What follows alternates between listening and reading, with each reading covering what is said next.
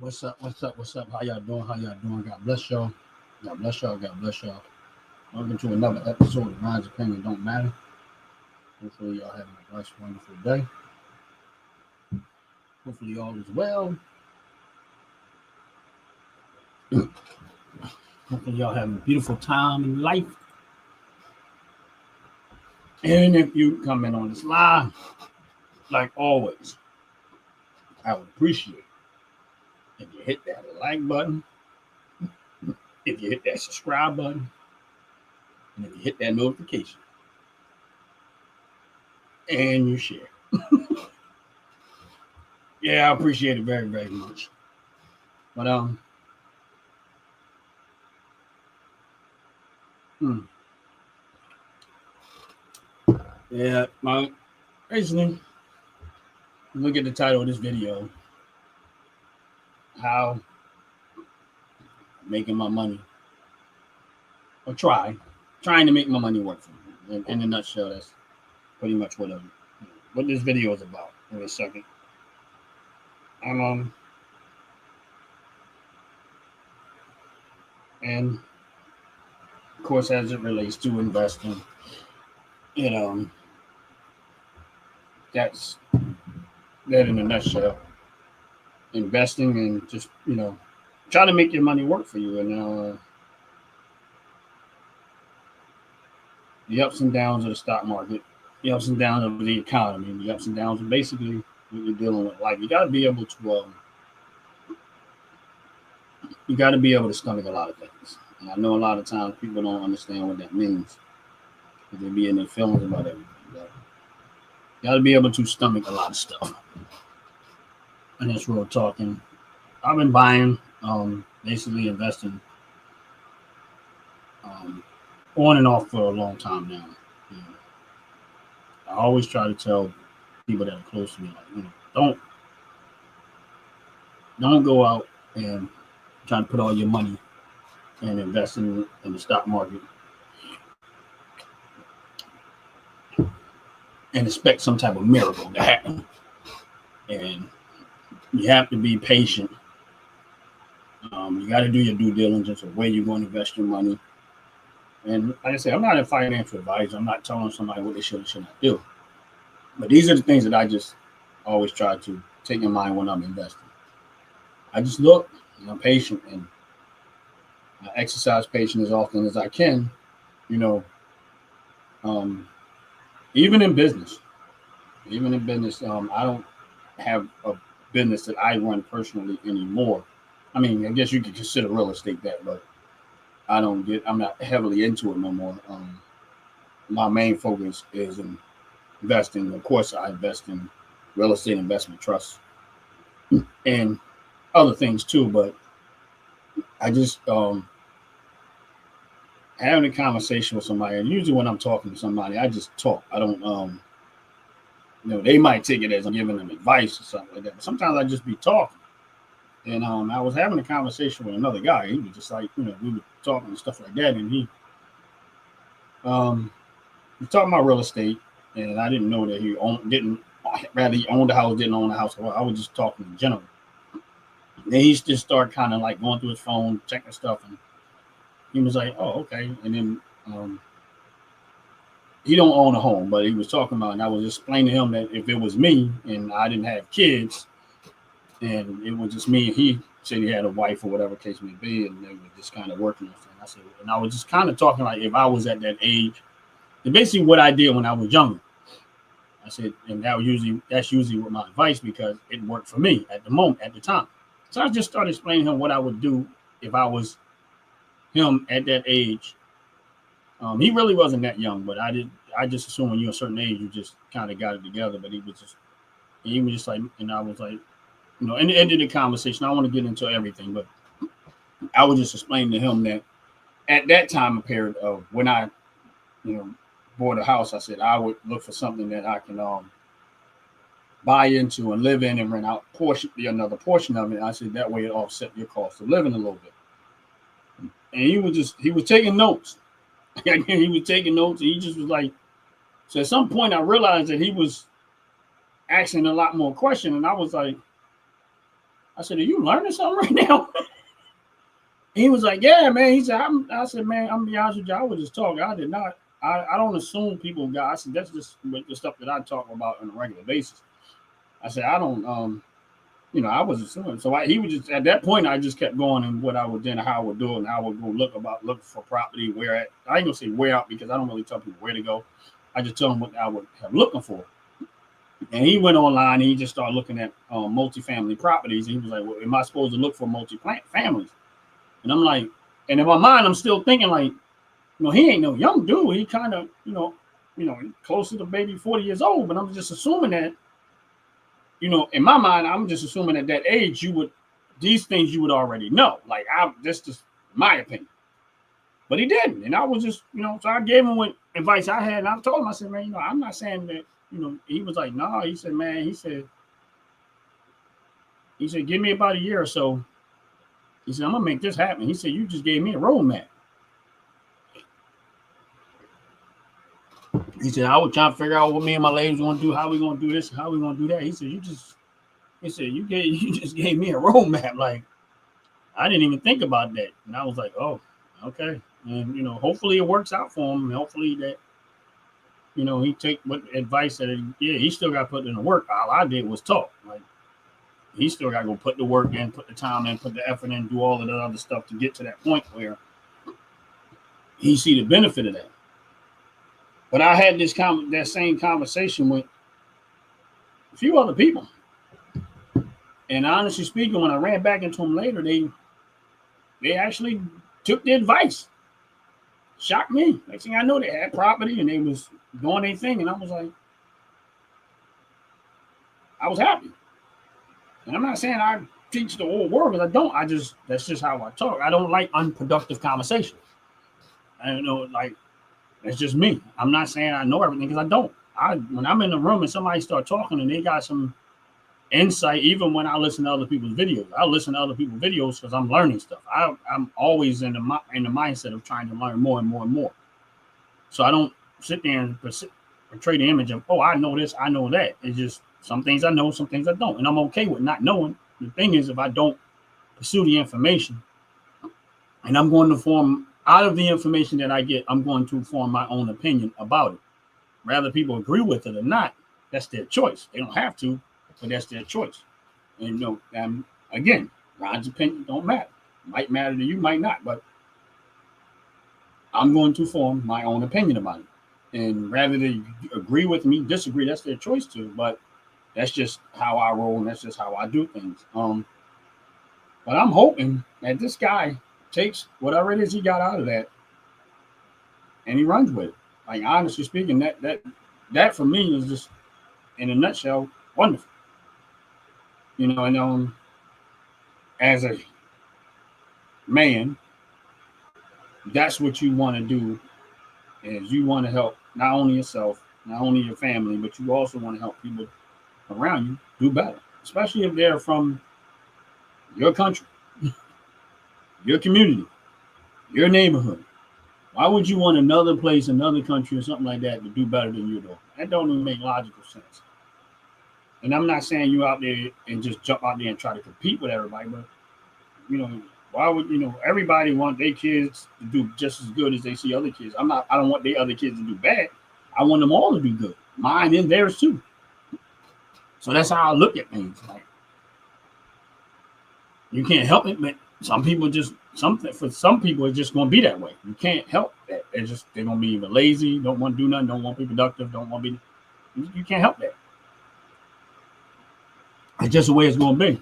But for me, trying to make my money work for me as much as possible, and I have been, but I'm still trying to make my money work for me. So with that said, I go in, and I'm just so y'all know, I'm going into my account, and I usually try to target a stock investment or a stock. I mean, basically a stock that I usually try to target something that I see going on. And again, it's not no advice to no one to do. I'm just telling you what. As I get money to invest, if it stays where it's going, I'm gonna keep buying it. Might not be a good thing. Might turn out to be a bad thing. I don't know. That's where I'm going, but I'm still going to go the course that I'm going. And give me a second because I'm scrolling through my stock account to try to find two stocks that I was talking about. That well, I'm actually focused on. And here they are.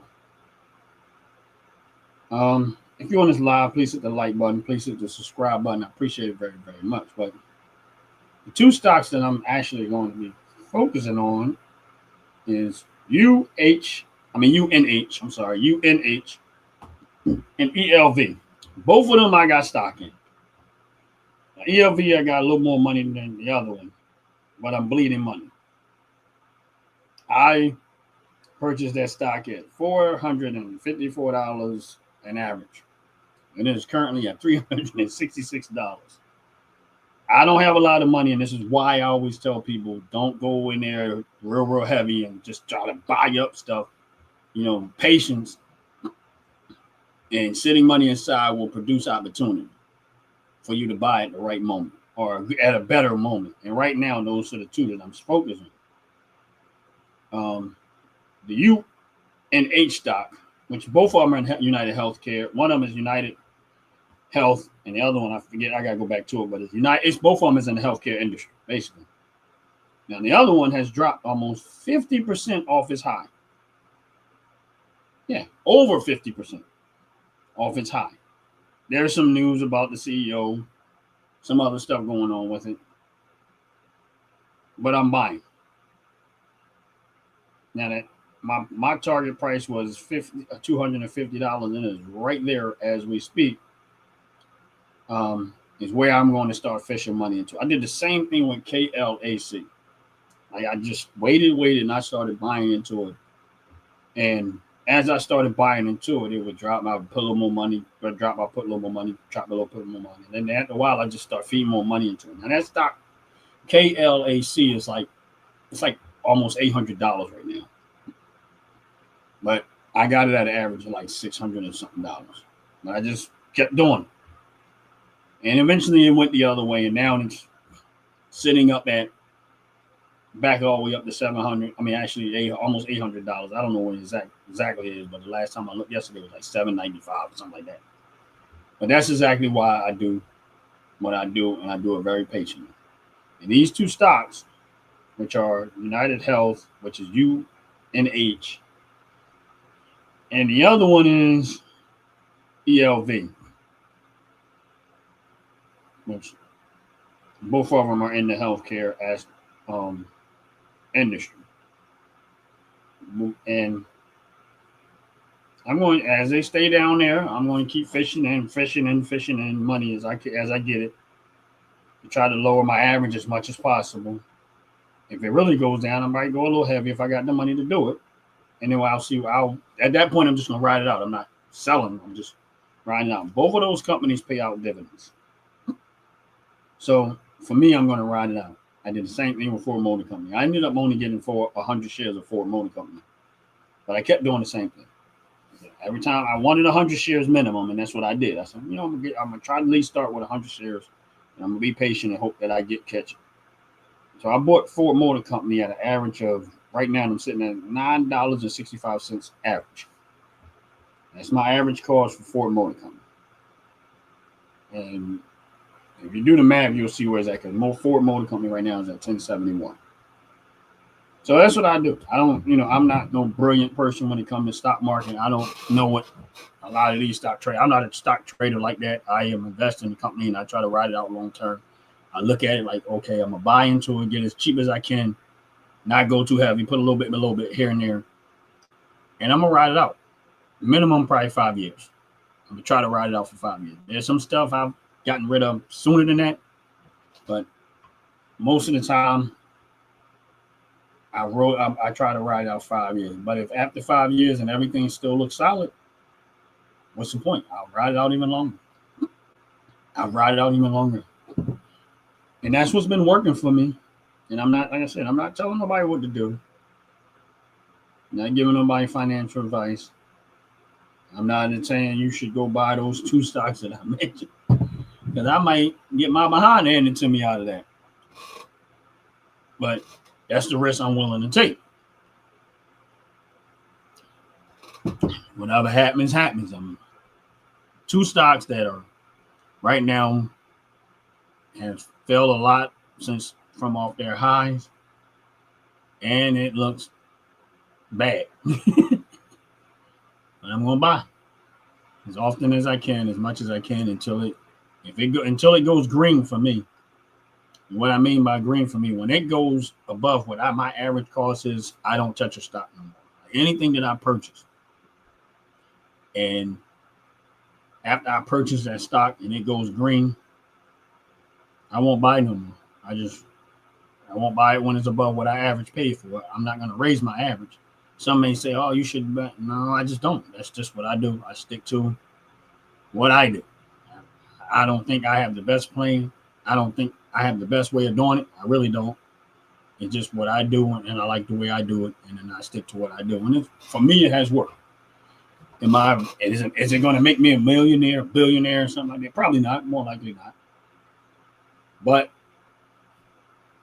it's steady as you go, and it's been relatively good for me. That's it.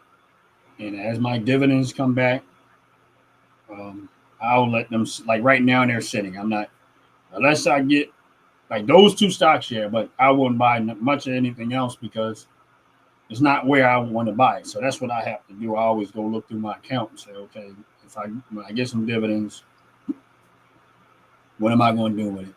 And then I look for stuff like if those two stay down as I keep collecting money, like I had money today, I fished them right into those. As soon as that money came throughout the night, next morning, I threw it right into those two stocks. And I mean, Robinhood is the one that I use the most, but I don't have everything that I own.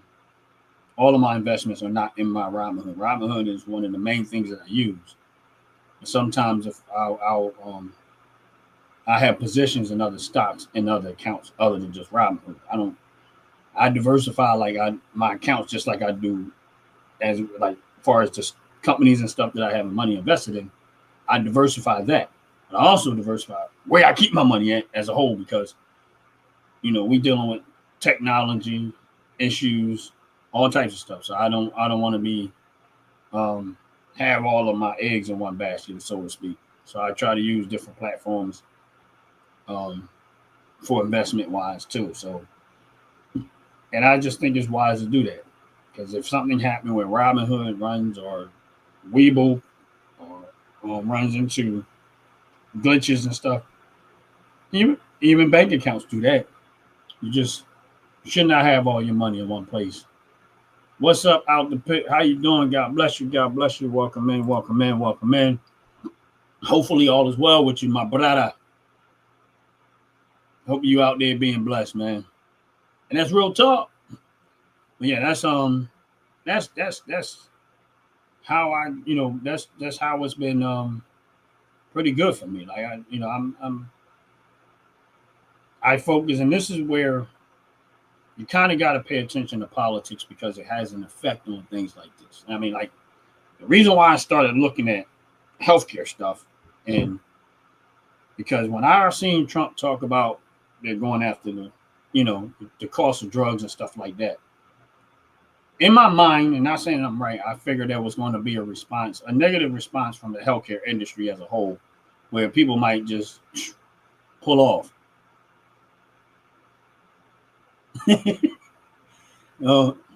I'm just gonna hope that that's good and pray that that's great.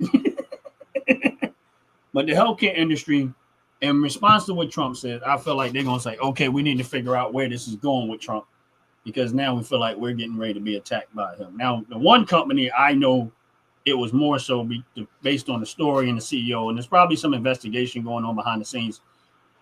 I usually buy in at that moment because usually after the news come out, it's usually not as bad as they try to make it, and whatever case may be. And I'm not saying it's 100%, but that's when I usually take the risk of, okay, I'm gonna buy into it and see what happens down the road. And when I've done that with other companies, and there's some stuff that I hold that I am percentage-wise up almost 200% from where I originally bought it at, because I just did it the same way, and I was patient enough to just slow walk it until an opportunity opened itself up. So we'll see where that goes. Like that one I was saying earlier in the video, KLAC. I'm gonna see. Let me scroll back to that real fast. And even Pfizer. If you look at my other video, I said I bought like 15 shares of Pfizer. Now I'm back up, but yesterday it was down. But again, it's one of those things that Pfizer is another company, pharmaceutical company that makes all of this pharmaceutical stuff. My thought was, okay, it's probably gonna go down. And Pfizer dropped all the way down to like, what's up, Jay? How you doing, brother? God bless you. Welcome in, welcome in. God, please hit that like button. Please hit that subscribe button if you haven't already. And I appreciate it very, very, very much. But Pfizer went down after I bought it. I bought 15 shares up. And then Pfizer went back down. And I was mad because I was like, shucks, I spent all my money. But some more money came, and I was like, I'm a whole way there, 15 shares of it. But the other two healthcare. That's what's up, Jay. That's what's up. Hold on one second. Bam.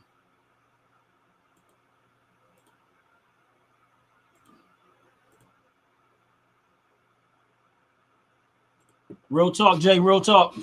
But yeah, it's like, so Jay, I know you probably on it. If you haven't read the title, that's what I'm talking.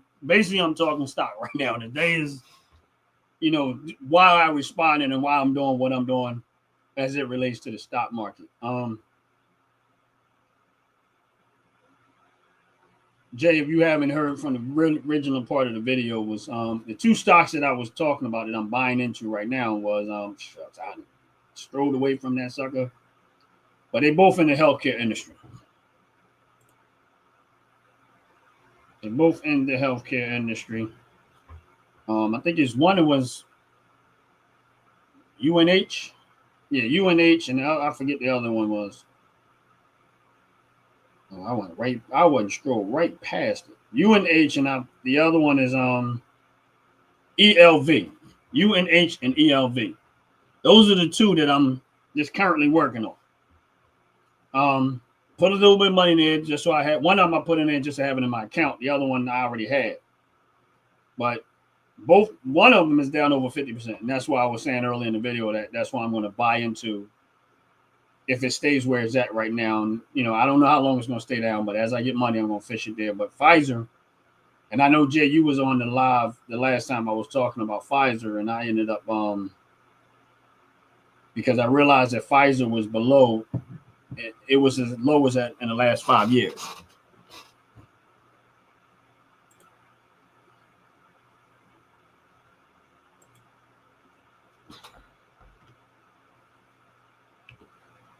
Pfizer was, I know you probably already know about Pfizer, Jay, but I can send it to you. I can put it in the chat, Jay. Matter of fact, I'll put them in the chat, and I'll catch up with you.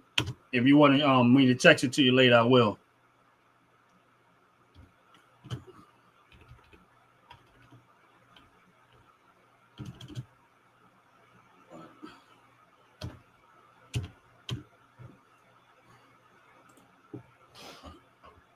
Yeah, those are the two, Jay. I put them in the chat for now, but if you still need them later on, now I'm just I'll text it to you later. But those are the two that I'm currently working on. But hopefully they stay down. Hopefully they stay down as I get more money because I'm gonna keep fishing it into it. But yeah, I ended up again Pfizer I bought the other day.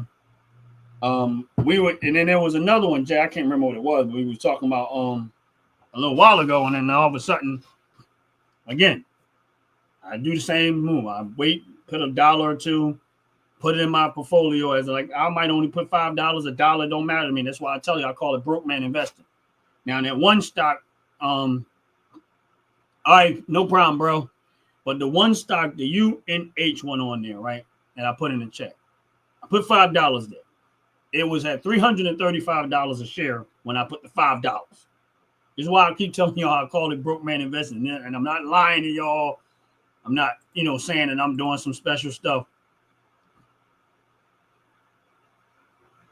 All right, cool. No problem, bro. No problem. But yeah, when I get off the lines, I'll send you a text with the two that I'm talking about. But I ended up putting $5 there. Now today, that was yesterday actually, because that's when I first saw it dropping. Today, it then dropped all the way down to $250. So that tell you that, okay, I originally bought it at $335, and now it's at $251. Now, again, it's not a recommendation of what you should do or what you don't do, but I'm just telling y'all that that's how far it dropped down. Yeah, Jay, I'm actually up in Pfizer right now. At one point I was up a little bit more than that, but now I just want to show y'all that it dropped all the way down to $51, like $251. So I don't know if y'all gonna be able to see this, but I know it's gonna be kind of bright. You probably can't see it because of the light, whatever, but now it's at 260.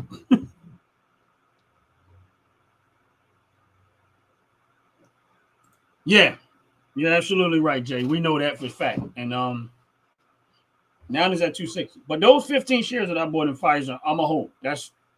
I had Pfizer. That sucker when COVID happened, this sucker went all the way up to almost $60. I sold it because I knew that it was going to eventually fall, and I sold everything that I had. And it was like $58, $59. I sold everything I had in Pfizer at that time, and I just said I'm not buying it back until down the road. And then what I ended up, now that I'm looking at Pfizer at $22, yeah, I'm buying it. And I ended up buying 15 shares of it. And I end up and I'm gonna hold it out. Pfizer pays dividends. I think it pays like 40 something cents a share every 3 months. Somewhere in that ballpark. I did the same thing, like I said, with Ford. I'm in the green with Ford right now. Like I had 100 shares of Ford. My average cost was like $9.30. And Ford, actually, my dividends for Ford is actually pending in my account right now at $15, right? So based on that. Now, if I sold Ford, I would make more money, but that's at the risk of, if it keeps going up, I'm gonna probably say, oh, I wish I would have held on to it and sold it later. Me, I don't worry about something. As long as you are paying me a dividend, I'm gonna hold my positions, and that's better for me because I like the income of it. But yeah, and I do the same thing with every stock. That is my move, and I'm going to, every once in a while I'm going to throw these type of videos of why I do what I do and how I do it, because a lot of times when you do videos like this, they get old and people don't go back to them. And for the people that follow my channel, you know what I mean, and I'm not saying they should do exactly what I do, but they might take the opportunity. And if it works, if I end up making money and they say, you know what, why not take the risk? And they might put a little bit of money there, put something there, and then turn around and be like, oh, hey, I couldn't watch the stocks, but I know he's watching it every morning. He put out there that this was this and this was that. That's what he's going to do. I'm going to follow suit what he did and see what happens with mine. I mean, because I'm on the stock market every day. Like, once I get doing my morning routine, I jump right on the market, and I'm there for a couple of hours, and then I bail out, and because I got other things I got to take care of. But again, I do that to the same stock, and my accounts overall, most of the stuff that I have stock in, even the ones that I'm in red, when I look at all of the dividends I've been collecting off of them, I'm in the green with my accounts as a whole, but I'm also, and it just, as long as they keep paying, it just grows into one. One company I looked at, and I looked at all the dividends I was collecting. I said, I literally got all of the money back in dividends that I actually invested into the company because I held it so long and it done so well. Is that going to happen with every company? No, I got some stuff that didn't sell it. I'm in the red with it, but you know, it still hit me. It still hit me. But I'll keep riding it out. I don't care. And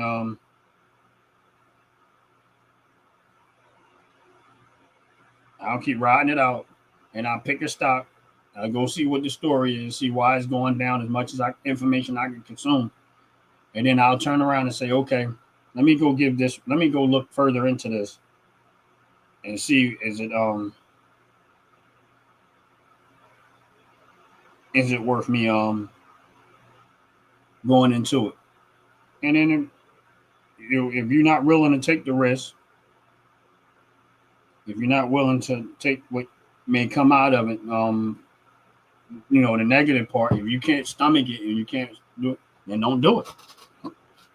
That's it. Just don't do it. As I always say, if you're not gonna be able to stomach the stock market, this stuff, and it ain't for you. But in the beginning it was a little tough. You look at your money and you see 30-40% of your money just wiped out. And you're like, you feel like you got to rethink this. But I just said, you know what? I've looked at the history of it, and I said, this happens more than I know. And then I'll just slow walk back into it, start working on these averages, bringing them down. And then as I worked on them averages and the stock market started rebounding, I ended up recovering all that back and some, because I focused more so on things. Most of my accounts are on my investments are solid stuff like Walmart and solid companies and stuff like that. I do take some risky stuff, and I've had some that go, that, like, if I buy into a stock that don't pay dividends and it's a started company, I already know going in 90% of the chance that I'm gonna probably lose the money I put there.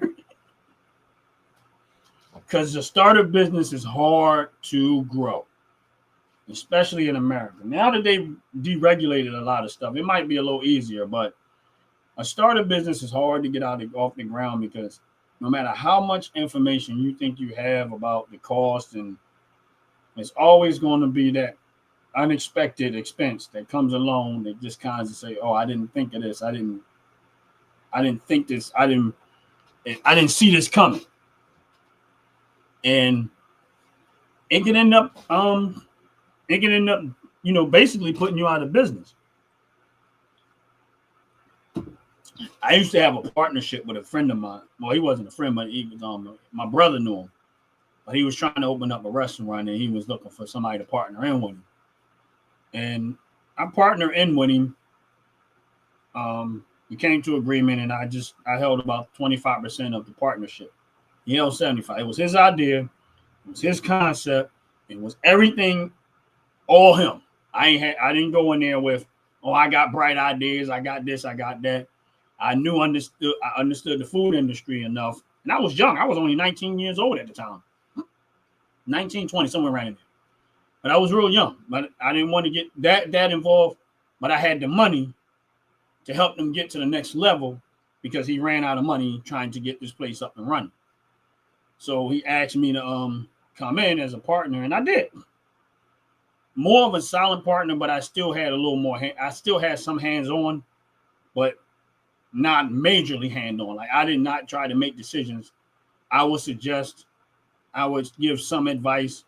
When it came down to the food that we was making, there was a couple of things that I threw in the mix, but that he didn't actually think about. But outside of that, it was really the vast majority of it was him, because he was already getting started. And starting out, was doing well. But then his behavior changed. And, I would come down there and the place wasn't open. I'm like, we open up at 11 o'clock. I get down there at 1 o'clock. Again, I'm not a worker. I'm not nothing. I'm a partner. It's his show. He's supposed to be there to open it. He's supposed to be there to close it. I was still working my own 9-to-5 job that I had. So there was no way I could be there at that time. But he asked me to partner in. I did, but when I got off of work, I would swing by there just to help out if I could, because I wanted to see it grow too. I get down there at 1 o'clock. It's still closed. We're supposed to be open at 11. He pulls up 2 o'clock. Went some female in the car. I remember when he went and bought this Mercedes Benz, and I'm like, and I see where it was going. Like, his passion for what he was doing start turning into trying to entertain the world and females and all the other stuff. And I was like, oh, this. And when I say he started out well, if he would have stuck to it, he probably would be a millionaire right now, because it was actually a really good concept, but he didn't commit to it the way he should have committed to it. And then he wasn't opening up the plays. And you know how that goes. I'm quite sure people know, if you live long enough, you've been around business and stuff. And it was a Chinese restaurant right around the corner from where we was at, and the Chinese man was complaining because we were taking all his business. Now, when have you ever seen? This guy was black, and the Chinese man, you guys are taking all my business, and he wasn't. The Chinese man was upset because he couldn't compete. But once he seen that the guy wasn't showing up and closing up, he knew that he just had to weather the storm long enough, and this guy wouldn't be around, and he'll have all that business back again, because the guy wouldn't commit to the place long enough to keep it up, and people just stopped coming because it was like they didn't know when he was going to be open, they didn't know when he was going to be closed, and then he wasn't ordering food like they're supposed to be ordered. I'm coming down there in my time, and I'm trying to fill in the blanks as much as I can, but unless I quit my job and go into a full-time, it was not going to work, and I wasn't doing it. I wasn't, because it wasn't my idea. I was an investor, that wasn't my concept. And believe me when I tell you, that was his. He was committed to it. That was his idea. I invested into it. And I took a hit on that. But that's the risk you take. I invested into somebody who, honestly speaking, if he would have committed to it, he would have made us a lot of money. But he didn't. He was taking money, doing what he wanted to do. He wasn't reinvesting the money back into the business. Instead of putting himself on a salary, a budget, he just started going willy-nilly with the money. I mean, you don't need no Mercedes-Benz. What the hell you buy a Mercedes-Benz for? And now you want to entertain these females. And, first of all, he had a wife, but he just started entertaining. You know how they go. And it just went sour. And it was just like you were right there on the edge of being extremely successful, and you blew it. You just blew it. And, so that's business. I mean, that's why I tell people, like, if you go into a business, man, you gotta go all in or don't. You gotta go all in or don't. You know what I mean? And if I'm not planning on going all in 100, I'm not going to do it. Stock market is how I make my money. I mean, I work, I got a job. The stock market is one of the ways that I invest in stuff like that. And I'm all in. Now, is all my money in one place? No. But when I say all in, I am fully invested into the stock market. I believe in the concept of it, and I'm okay with it. That's why I keep going the route that I'm going. And that's why I encourage people. If you think your life's supposed to just, everything you're supposed to make your money is from what you're physically able to do, you're making a mistake. And that part I can say. If your sole livelihood is contingent on what you can physically do, you're already making a mistake, and you don't even realize it. That's to invest everything into what you can physically do is a mistake in itself, because what happens if you can't do it no more? So when you go and make money that you're physically making, you need to invest in something else that can also help that course. Because at some point, you're going to run out of time. When I say you're going to run out of time, you're going to run out of time. You're going to get old. You're not going to have that same physical capabilities no more. The clock is going to be ticking real fast. And all that time you thought you had, that you procrastinated, messed around, bull crap, whatever you want to call it, now you're running out of time. And now you're trying to chase and catch up, when you should have just stayed consistent.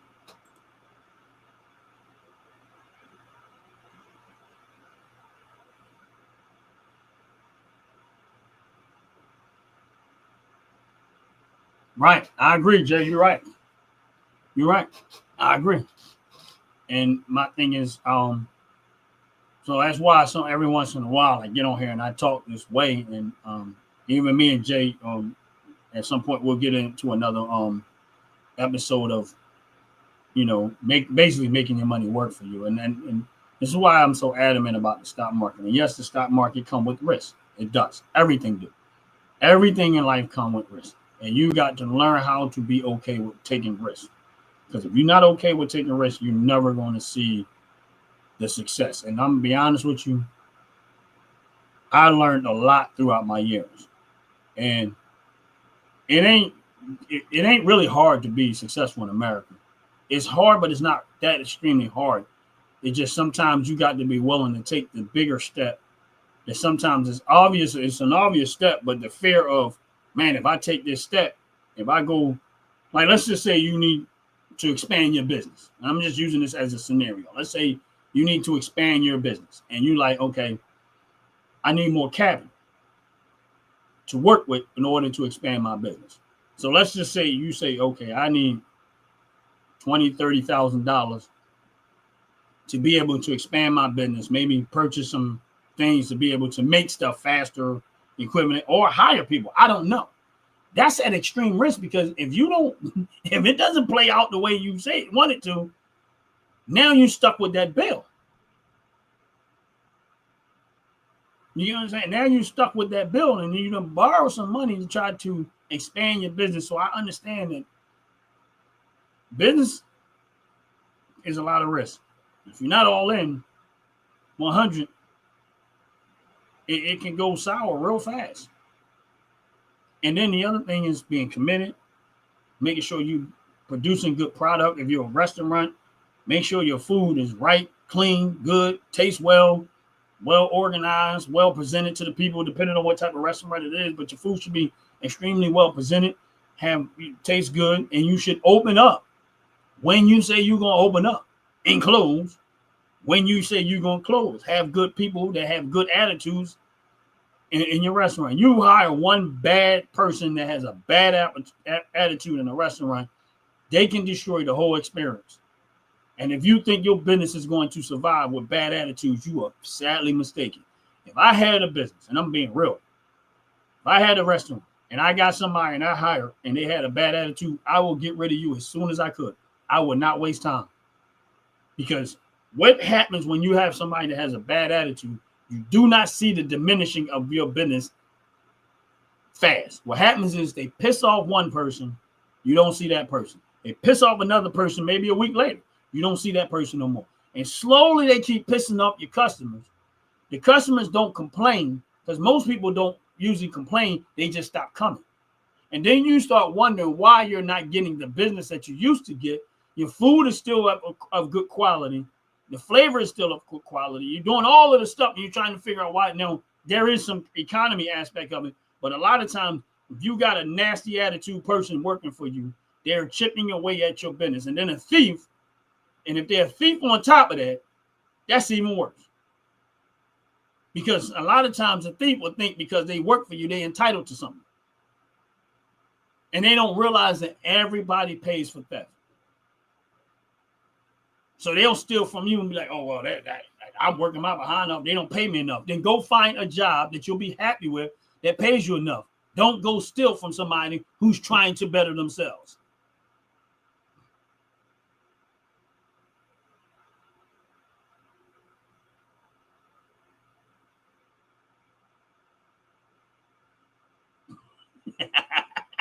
Yeah, you do. Yeah, you do. And my thing is this. That's what makes Chick-fil-A successful. I mean, their food is okay. I don't think they make the best food, but their food and their qualities pretty much remains the same.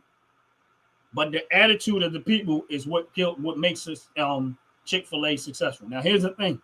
I used to work at Home Depot. And if anybody remember Home Depot years ago, they were known 100% for customer service and the knowledge of their employees, because they hired people that was from that industry that were able to instruct you on how to do stuff if you had something to do in your home.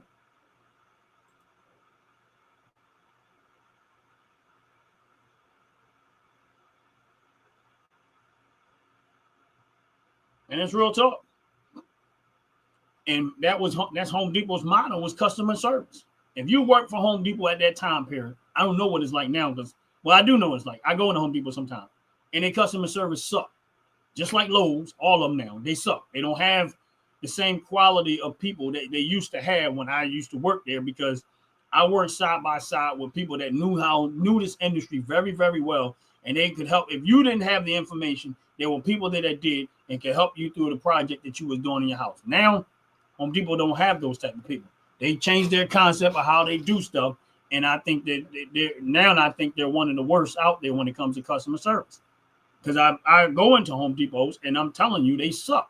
I go into Lowe's and I'm telling you they suck. Customer service in most of these places is nowhere near the level that it used to be when they around, probably 10 years ago, maybe a little longer.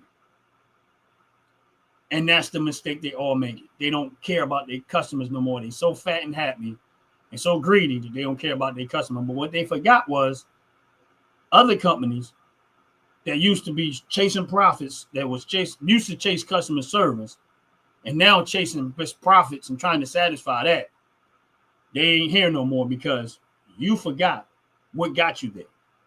Customer service is what got Home Depot and Lowe's where they are.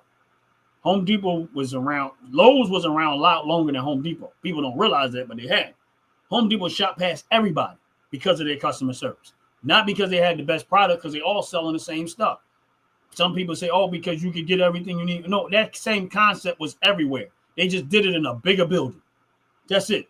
There were Heckingers, there were Channels, and all of these other places that you can get everything you need in one place, and you didn't have to go shopping around. That concept was already there. The biggest thing, and they had a whole bunch of registers to try to get you in and out of it as fast as possible. But the number one thing that made Home Depot extremely successful is the people that they hire and the customer service behavior that they had. And if you produce those two things, and those two things were game changers for Home Depot.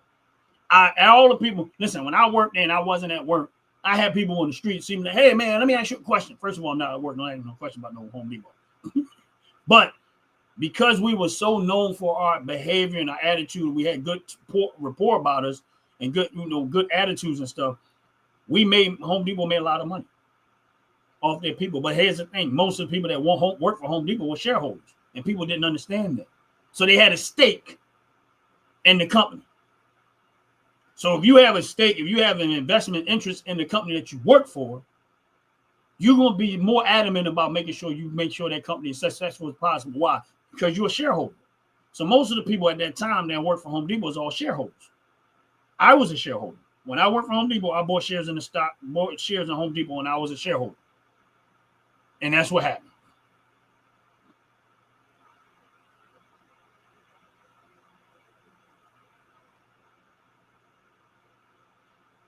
And that's why they don't. But I'm going to tell you something. What that is, Jay, is an opportunity. That's all it is. It's an opportunity for some other company to come along and do exactly what they did to everybody else. And I guarantee you, by the time they realize it, they're going to surpass them. Because once they stop doing customer service, a lot of these companies that I thought was going to go away are now here. They're still here now. Because Home Depot don't have that customer service mentality no more.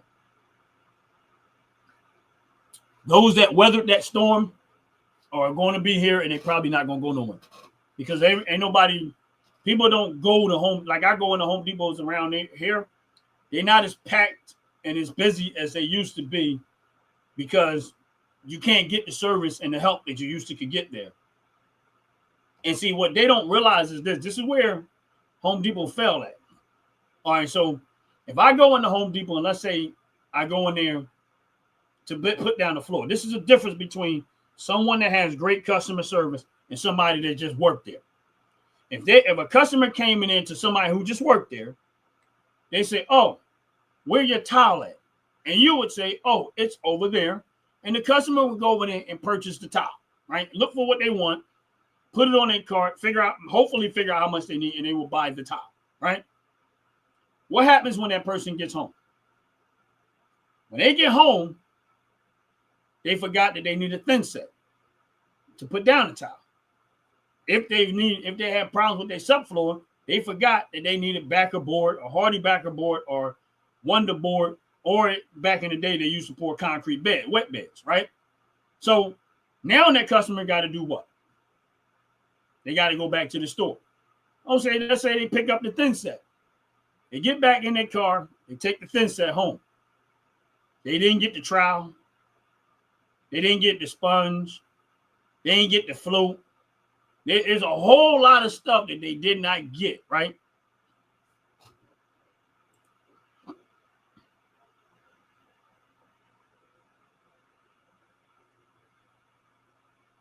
Right. So they got all this stuff. Now they got to go back to the store again.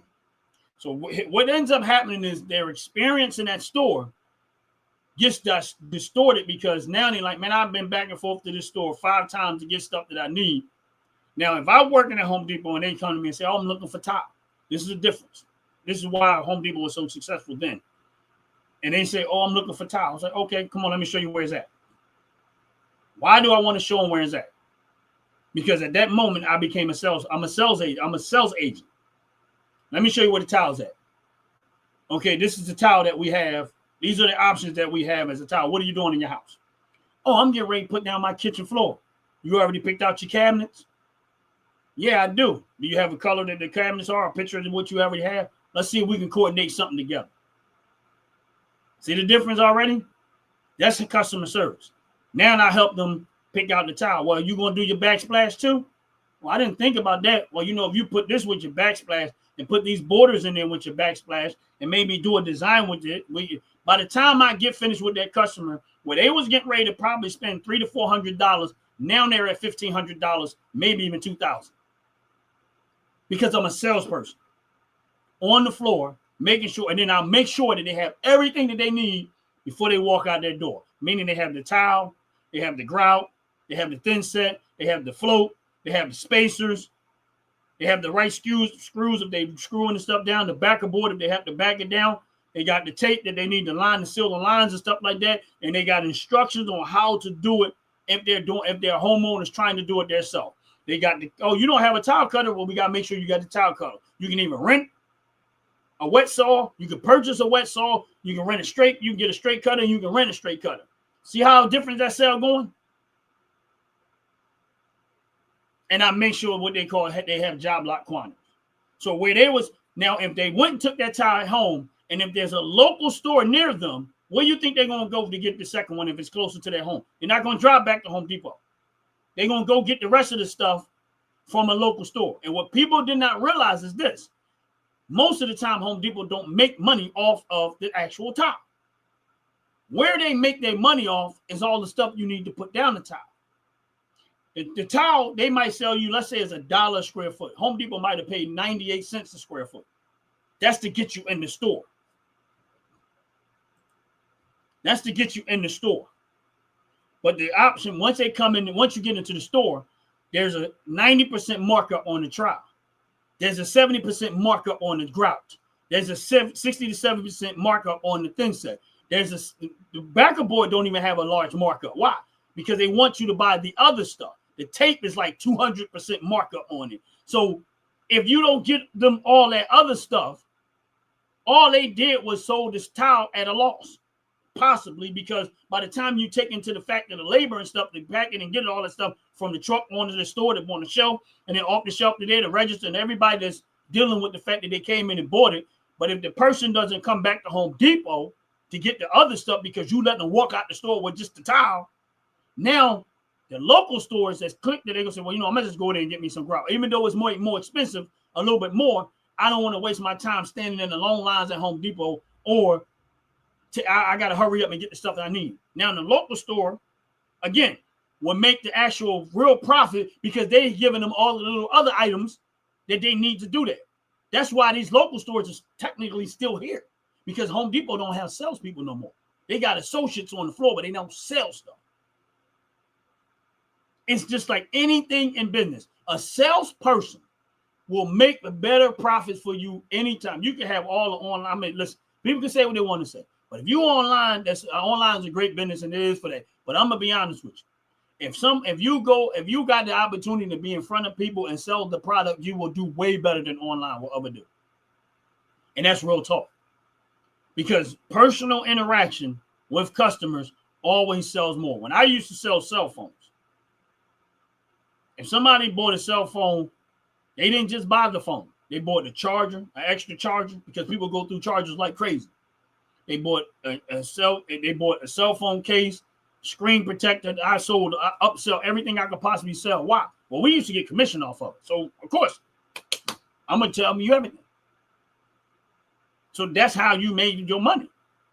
That's why you upsell. So if Home Depot just sold a towel and their average ticket is only $30, and they mark up the margin as a whole as a company is only 30%, if they selling the stuff, if they selling too much of the stuff that they don't make a lot of margin off of, they're not going to be very profitable. That's where that's the downside to that. But if you got salespeople that's actually selling the stuff that you need, that they get more margin off of, then they're able to beat their margin, profit margin. They're able to beat it because you're selling the right product. That's the difference. You're selling the right product. And that's across any board. And this is just my opinion on it. But in order to be extremely successful in any business, you need salespeople. Good salespeople will get your business off the ground. They will just, if you got some good people that know how to sell, and they better, like if I'm selling product and I know I got people that know how to sell, like when they educate them on what they actually selling and they got the concept and they really truly believe in what it is that you're doing or something like that, and you get them out there selling your product, I guarantee you'll excel at it if you got good salespeople. Especially if they believe in what you're doing. They will make you more money than you can make yourself. Because I was a killer at Home Depot when it came to selling product. Because I would help people design their bathrooms. I used to do the work. And I would help them put together and design their bathrooms, kitchens, whatever case may be. And guess what would happen? My departments that I worked in was killing the numbers. The store that I worked in, when I first started working there, out of all, at that time, Home Depot had about 1,300 stores. When it came to ceramic tile sales, we were almost dead last when it came to the market share of ceramic tile. After my first year of being in part of that department, no one bringing the knowledge that I had, we went from that to being number 3 in the company. And then eventually, Home Depot became number 3 overall. But then they all came to my store to find out exactly what we were doing. Because they said, you guys are selling way more product than every store that we have. Even the ones that actually do bigger numbers than y'all do. Because we knew how to sell. And Bernie and Arthur, who were the CEOs of Home Depot at that time, came to our store, wanted to know what we were doing. Actually, no, I think Arthur Blank was the only one that came. I think one of them couldn't make it because something happened, whatever. But one of them did. No, it wasn't Arthur Blank. It was Bernie. And they both came. One of them came, and they was like, we need to know what y'all doing. Because y'all selling way more product than ceramic tile. Y'all basically killing the industry. It ain't going to be long before y'all be number 1. Eventually, we were. And that's the whole point. A good salesperson that believes in what you're doing can probably take your business by far more than you can take your own. It don't mean you stop selling your own product. But I'm just saying, like, that's the point. Bernie and Arthur wasn't out on the floor selling this product. They was the first 3 stores. They were actually on the floor with aprons working and stuff like that. And they were, laying the groundwork. But eventually they can't be in all these stores. They had to hire people that had that same mentality. They had to hire people like Chick-fil-A. Chick-fil-A stay busy. Chick-fil-A stays busy. Why? Because they hire people. People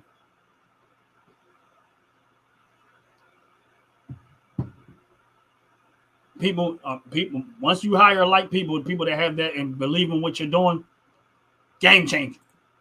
And those are the people you take care of. And Home Depot how they took care of their people, they encouraged you to buy their stock, and they gave it to you, and you was able to buy it I think at that time it was like 10 to 15% discount. So automatically, once you buy the stock, you already was making money. If the stock stayed where it was at or went up, hopefully it didn't go back down. But no, we killed the game.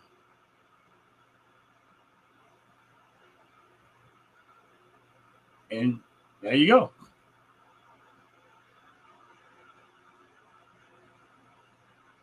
And that is the difference in any listen, that concept in any business. You don't have to always have the best product, but if you got good product and you got great customer service and people can count on you and they rely on you and you really believe in what you're doing, you can be successful in this country. Like really. I don't think McDonald's make good food. Sorry. Most people don't. But McDonald's ain't went nowhere in all these years. They have outlived every restaurant out there. Why? McDonald's stick to a business model. And most of the companies that stick to that business model work. They don't have to have the best food, but they still make sure that their food is done a certain way all the time. You can't go in there and change McDonald's and how they make their food. They won't let you. But what McDonald's is successful at is that fast, quick service and cheapest prices possible. And that business model works. That's the same business model as a car wash. People don't realize it, but it's the same business model. The car wash makes money not because they clean your car well, because they don't. Car wash make money because it's fast, quick, and in and out. That's it. It's cheap, fast, and quick. Because they know people ain't patient. You still end up having to clean your own car, even after running through them. Because it's a gimmick. You get in there, they wash your car, the machine's going, you in and out of there in a couple of minutes, and people want to look good. They want to look good in what they drive. I don't see nothing wrong with that. But if you want your car clean, you got to take your car to somebody that will hand wash your car and do detail work. And believe me when I tell you, a person that knows how to detail a car is drastically different from you taking your car to a car wash. Somebody does detailing your car, washing your car, and detailing it. The reason why you pay differently is because of the results. If they do a good job, you get what you pay for. So when you go to McDonald's, it's quick, fast. It ain't good food. It's just quick and fast. But it's a business model that works.